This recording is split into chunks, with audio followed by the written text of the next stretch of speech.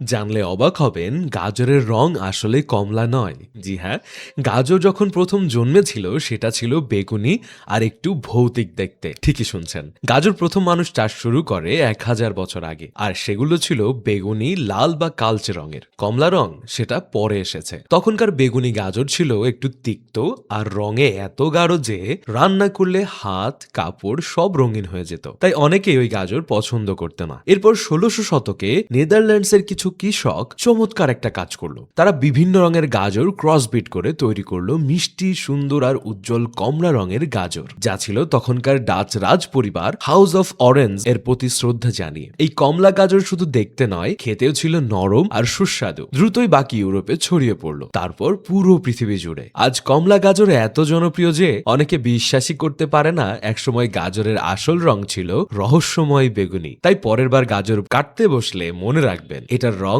ইতিহাস বদলেছিল, আর ইতিহাসই এর রং বদলে দিয়েছে।